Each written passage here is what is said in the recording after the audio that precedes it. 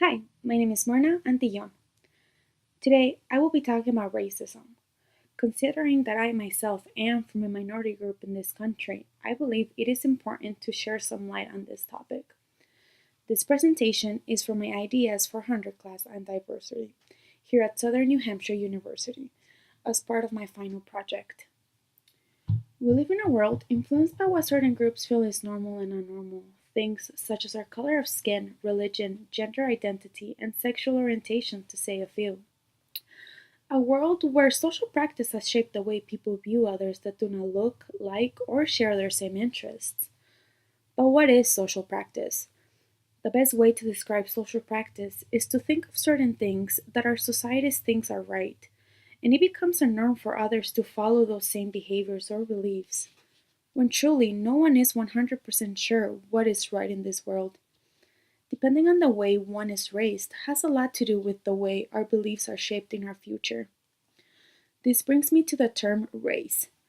People have let others put a label on them only because of the way they look, like, for example, their color of skin, when in reality, that is the only difference between human beings, the way we look, because biologically, we are all the same, at least 99.9% the same. From an article in PBS, race has no genetic basis. Not one characteristic or trait or even gene distinguishes all the members of one so-called race from all the members of another so-called race. So you see, the term race is just a label to try to differentiate one another from people that do not look like us.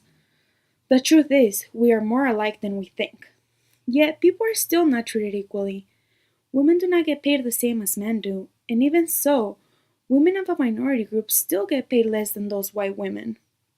Individuals from the gay and lesbian communities do not have the same rights as normal couples do, for example, the right to get married.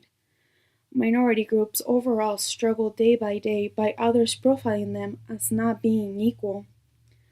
Identity politics have all those individuals that almost feel as they are not as important as other groups. Identity politics are groups or organizations that come together to fight for a specific cause. Groups such as the LGBT movement, the feminism movement, and the Black Lives Matter movement. Each and every one of these individuals that are part of any one of these movements believes in something. This is to treat everyone equally because everyone deserves that.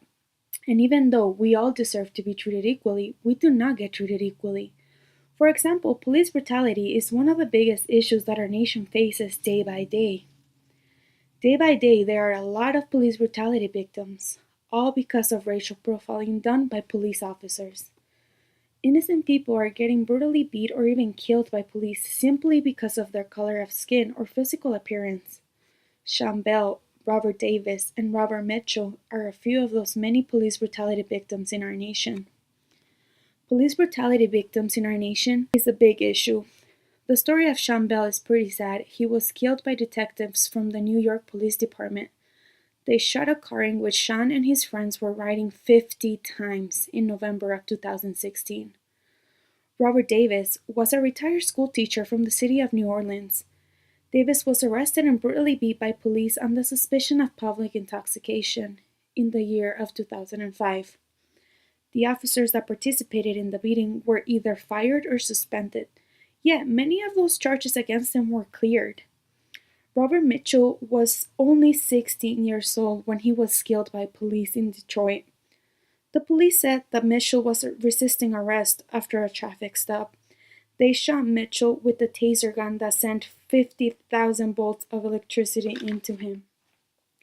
Police brutality has to stop, as well as racial profiling. Race is simply a term that at the end of the day leads to diversity, oppression, and racism. Oppression has had a big impact in modern society. A lot of groups that fall into the categories of oppression keep finding themselves stuck in poverty.